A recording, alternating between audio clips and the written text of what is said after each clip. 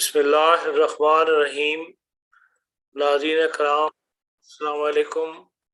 Voice of Germany کی اردو نشریات میں آج بدھ کے دن پروگرام کوش مدینۃ الحکمت کے ساتھ آپ کی خدمت میں حاضر ہیں۔ کرم پروفیسر ڈاکٹر آصف اقبال صاحب آج یہ ارکان سے متعلق جو ہے وہ گفتگو فرمائیں گے، اپنے مشورے دیں گے، اپنی احتیاطی تدابیر بتائیں گے۔ جی ڈاکٹر صاحب السلام علیکم۔ وعلیکم السلام سر۔ خیریت سے ہیں آپ؟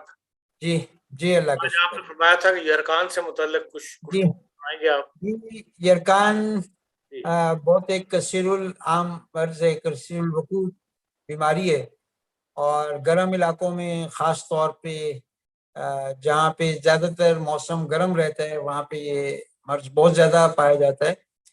اور گرم موسم کے علاوہ یہ مرض جو ہے ان لوگوں کو زیادہ ہوتا ہے جو بیف یا چکن زیادہ استعمال کرتے ہیں، بناسپتی گھی اور تیل زیادہ استعمال کرتے ہیں، اور ان چیزوں کے استعمال کے بعد وہ کولڈ ڈرنک پی لیتے ہیں، اور گرم چیز کھانے کے بعد ٹھنڈی چیزیں کھا لیتے ہیں، جیسے آپ نے گرم گرم بریانی کھائی، گرم پیزا کھا لیا، برگر کھا لیا، اس کے بعد آپ نے یک ٹھنڈی پیپسی پی لی، تو اس کی وجہ سے ہمارے جو لیور کے جو سیل ہیں وہ ڈیمیج ہو جاتے ہیں۔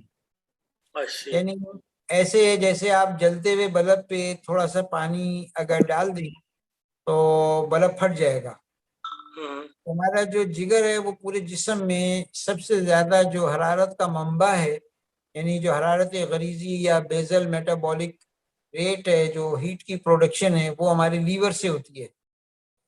تو لیور ایک یعنی کہ یوں سمجھ لیں کہ کنگ آف یا جنریٹر آف انرجی ہے ہماری باڈی کا۔ جی تو اب یہ کیونکہ ایک ہاٹ آرگن ہے، تو جو لوگ گرم چیزیں کھا کے اور اوپر سے فوراً یک ٹھنڈی چیزیں، یک ٹھنڈا پانی پی لیا، یا لانگ ٹریولنگ کر کے آئے، لانگ ٹریولنگ کرنے کے بعد یعنی کہ فزیکل ایکسرشن کی، ایکسرسائز کی، سوئمنگ کی، یا کوئی بھی ہیوی ایکسرسائز کی، گیم کی، اور اس کے فوراً بعد انہوں نے یک ٹھنڈا پانی پی لیا، تو یہ اس کی وجہ سے لیور کے سیل جو ہیں وہ ڈیمیج ہو جاتے ہیں۔ ویسے جو ارکان کا جو طبعی پاتھ وے ہے وہ یہ ہے کہ ہمارے جو آر بی سیز ہوتے ہیں، جو ریڈ بلڈ سیلز ہوتے ہیں، وہ جب ٹوٹتے ہیں تو اس کے ٹوٹنے سے آدھا حصہ جو ہے وہ صفرا بن جاتا ہے۔ اچھا، یہ جو آر بی سی سے بننے والا جو صفرا ہوتا ہے یہ بڑا زہریلا ہوتا ہے، اس کو ہم صفرا اے کہتے ہیں، یا ان کانجوگیٹڈ بائلروبن بھی کہتے ہیں، یا ہم اس کو ڈائریکٹ بائلروبن بھی کہتے ہیں۔ اب یہ جو صفرا اے ہے جو ایسیڈک ہے، یہ بلڈ برین بیریئر ہے، اگر یہ ذرا اپنی مقدار سے زیادہ ہو جائے تو یہ دماغ کے جو سیلز ہیں اس میں جا کے بہت ہی زیادہ ورم اور اریٹیبلٹی اور بے چینی پیدا کرتا ہے۔ اور اس پہلی علامت یہ ہوتی ہے کہ اگر یہ ہمارے R B Cs red blood cells کسی وجہ سے زیادہ ٹوٹ رہے ہیں، وہ ملیریا کی انفیکشن کی وجہ سے بھی ٹوٹ سکتے ہیں، وہ کسی سیپسس کی وجہ سے بھی ٹوٹ سکتے ہیں، وہ ہمارے خون میں تیزابیت کے بڑھ جانے سے بھی ٹوٹ سکتے ہیں۔ کسی بھی وجہ سے اگر ہمارے ریڈ بلڈ سیلز زیادہ ٹوٹ رہے ہیں تو یہ جو صفرا اے ہے، جو ایسیڈک صفرا ہے، یہ زیادہ بنتا ہے۔ اور اس کی پہلی علامت یہ ہے کہ جب مریض صبح سو کر اٹھتا ہے تو اس کی جو زبان کا آخری حصہ ہے وہ کڑواہٹ محسوس ہوتی ہے اس کو، اور اس کڑواہٹ کے ساتھ اس کو پورے جسم میں ہلکی ہلکی خارش محسوس ہوتی ہے۔ اور تیسری علامت یہ ہے کہ اس کا جو پیشاب ہے صبح کا وہ بہت تیز پیلا ہوتا ہے، اور وہ ڈارک یلو ہوتا ہے، اس کی کوانٹٹی بھی کم ہوتی ہے، اور وہ جلن کے ساتھ آتا ہے۔ تو اگر کسی شخص کو یہ تین علامتیں ہوں، ابھی وہ پورا پیلا نہیں ہوا، آنکھیں پیلی نہیں ہوئی، ہاتھ پیلے نہیں ہوئے، پوری طرح سے صفرا جو ہے وہ سکن کے اوپر ابھی نہیں آیا، لیکن اگر اس کو یہ تین علامتیں، چار علامتیں مل رہی ہیں کہ اس کو بغیر کام کیے تھکن ہو رہی ہے، اور سینے میں جلن، منہ کڑوا ہو رہا ہے، پیشاب پیلا آ رہا ہے، تیز پیلا آ رہا ہے، اور پورے جسم میں خارش محسوس ہو رہی ہے، تو ان چار علامتوں میں ہم مریض کا جب ایل ایف ٹی کرواتے ہیں تو اس کا جو ڈائریکٹ بائلروبن ہے یا ان کانجوگیٹڈ بائلروبن ہے وہ بہت زیادہ بڑا ہوا ہوتا ہے۔ تو ہم سمجھ جاتے ہیں کہ یہ جو اس کو پیلیا ہو گیا ہے یا صفرا ہو گیا ہے، جو کہ آہستہ آہستہ چند دنوں میں 8-10 دنوں میں اگر مریض ریسٹ نہ کرے اور غذا میں پرہیز نہ کرے تو یہ جسم آہستہ آہستہ پیلا ہونا شروع ہو جاتا ہے. پہلے آنکھیں پیلی ہوتی ہیں، پھر ناخن پیلے ہوتے ہیں، اور اس کے بعد وہ آہستہ آہستہ مکمل پیلا ہو جاتا ہے. اور یہ صفرہ اگر دماغ میں زیادہ چلا جائے تو کومے میں مریض چلا جاتا ہے، بے ہوش ہو جاتا ہے، غنودگی میں آ جاتا ہے، اور پہلے اس کو شدید سر کا درد ہوتا ہے، اور سر کے درد کے بعد وہ اچانک وہ کومے میں چلا جاتا ہے اور بے ہوش ہو جاتا ہے. لہذا سب سے بڑی جو غلطی معالجین سے ہوتی ہے وہ علاج میں یہ ہوتی ہے کہ ایسے مریضوں کو فوراً لگا دیتے ہیں. تو ٹھنڈی چیزیں دینا شروع کر دیتے ہیں، لسی ہے، گنے کا رس ہے، اور اس طرح کی چیزیں دینے سے وہ جو صفرہ ہے وہ جسم کے اندر وہ جم جاتا ہے اور وہ مختلف ٹیشو میں ڈپازٹ ہو جاتا ہے. لہذا کبھی بھی ہمیں صفرہ کی یعنی یرقان کی ارلی کنڈیشنز میں ڈرپ نہیں لگانی چاہیے، بلکہ ہمیں مریض کو چکنائیاں بند کر دینی چاہیے اور روٹی کم سے کم دیں، جو کا دلیا دیں، اور کبھی جو اور گندم کا دلیا دیں.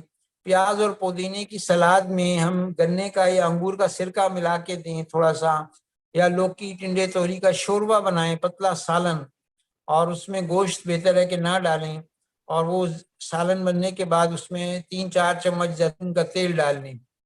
اب یہ صرف یہ شوربے مریض نے کھانے ہیں، یہ سلاد کھانی ہے. اور دوسری بات یہ کہ گنے کا رس نہیں پینا بلکہ گنڈیریاں چوسیں. اور یہ جو سیزن ہے یرقان کے مریضوں کے لیے، جو موجودہ سیزن ہے جس میں انگور ہے اور خوبانی ہے، یہ 2 پھل جو ہیں یہ یرقان کے لیے اکسیر کی حیثیت رکھتے ہیں. تو میٹھا انار اور خوبانی، یہ دونوں پھل جو ہیں یرقان کے مریضوں کا مستقل علاج ہیں. تو ہم مریض کو کھانا پینا بند کرنے کے بعد گنڈیریاں چوسنے کا بھی کہتے ہیں. اس کے علاوہ ہم اس کو شوربے، پتلے شوربے ایڈوائز کرتے ہیں. اور یرقان کا جو سب سے بہترین علاج ہے وہ ریسٹ کرنا ہے، کہ مریض ریسٹ کے دوران اخبار نہ پڑھے، ٹیلی ویژن نہ دیکھے، موبائل نہ دیکھے، اور آنکھیں بند کر کے وہ جتنا زیادہ لیٹا رہے گا، نیند نہیں بھی آئے تو وہ لیٹا رہے آنکھیں بند کر کے. اگر وہ 5 دن مکمل ریسٹ کر لے گا تو بھی اس کا یرقان جو ہے وہ ٹھیک رہے گا. دوسری بات یہ کہ یرقان مریضوں کا جو بہترین علاج ہے وہ 8 سے 12 گھنٹے کی فاسٹنگ ہے، کہ ہم اس کو جب فاسٹنگ کروائیں گے، 8 سے 10 گھنٹے کی فاسٹنگ کروائیں گے، اور ہر کھانا 8 سے 10 گھنٹے کے وقت سے دیں گے تو بھی یرقان جو ہے وہ اس کا علاج ہو جاتا ہے.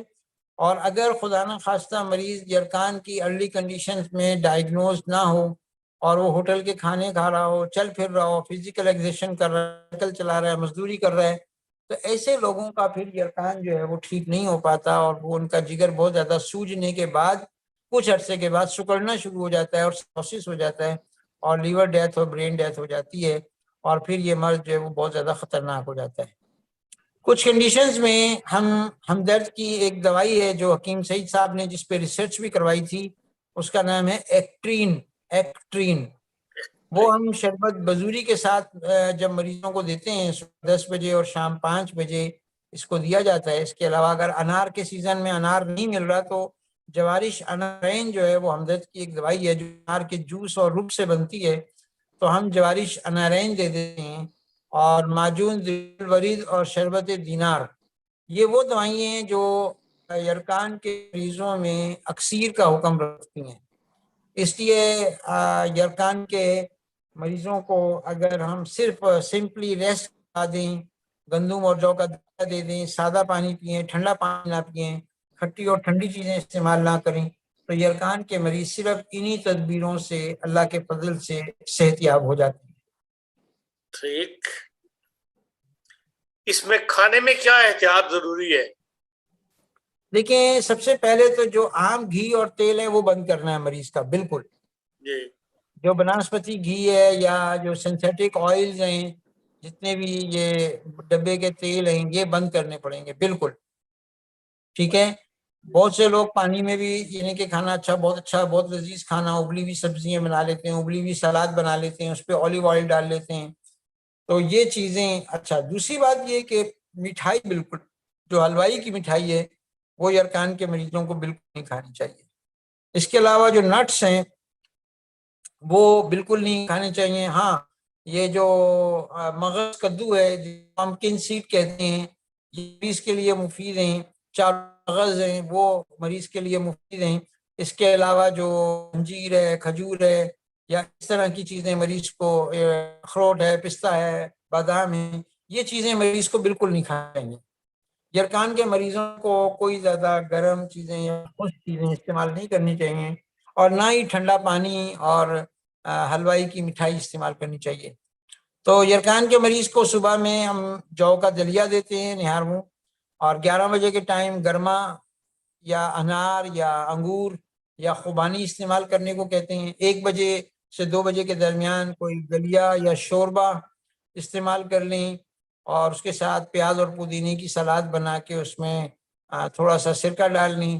4-5 بجے کے ٹائم شربت بزوری یا شربت دینار استعمال کر لیں اور مغرب کے فوراً بعد کھانا کھا لیں. اور رات کو سوتے ہوئے پپیتا استعمال کرنا بھی انتہائی مفید ہوتا ہے. پپیتا نہیں ہے تو آم استعمال کر سکتے ہیں یا کوئی بھی فروٹ جو دل چاہ رہا ہو تھوڑا بہت استعمال کر سکتے ہیں.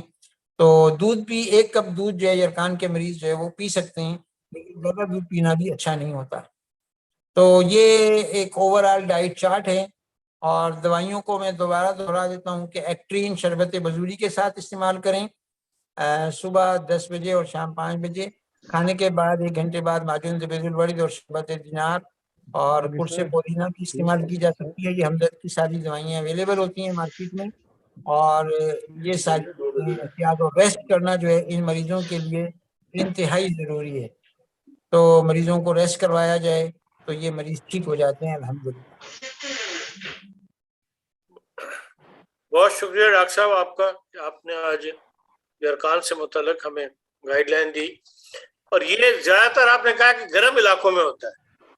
جی یہ زیادہ تر جو گرم علاقے ہیں ہندوستان ہے سری لنکا ہے پاکستان ہے پاکستان میں جو گرم علاقے ہیں ان علاقوں میں زیادہ ہوتا ہے. اور وہ لوگ جو بڑا گوشت زیادہ کھاتے ہیں بھینس کا گوشت بیل کا گائے کا گوشت زیادہ کھاتے ہیں زیادہ مقدار کھاتے ہیں یعنی روزانہ گوشت کھانے کے عادی ہیں یہ لوگ بھی یرکان کے ہائی رسک پہ ہوتے ہیں.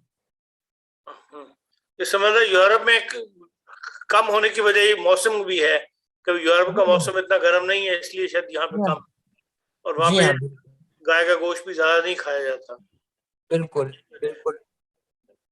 بال ڈاکٹر صاحب آپ کا بہت شکریہ کہ آپ نے دکان چلایا پورا کھانا آئے ہوئے ان میں سے کسی نے کوئی سوال تو نہیں پوچھنا. ڈاکٹر صاحب میری کو 2 ہفتے سے آنکھ خراب ہے اس لیے میں سوال نوٹ کر نہیں سکا جو ٹھیک ہے بھجوائے تھے. تو انشاءاللہ اگلی دفعہ بہت بہتر. آپ کی بڑی مہربانی. جی دوستو یہ تھا ہمارا آج کا پروگرام جس میں آپ نے یرکان سے متعلق ڈاکٹر صاحب کی گفتگو سنی اور جو احتیاطی تدابیر بتائی ہیں وہ بھی آپ نے سنی اور جو ہمدرد کی ادویات میسر ہیں پینڈنٹ دوائیاں ان کا بھی ذکر ڈاکٹر صاحب نے آپ سے کر دیا ہے اور یقیناً لوگوں کے لیے یہ اس کے ساتھ اجازت دیجیے انشاءاللہ اگلے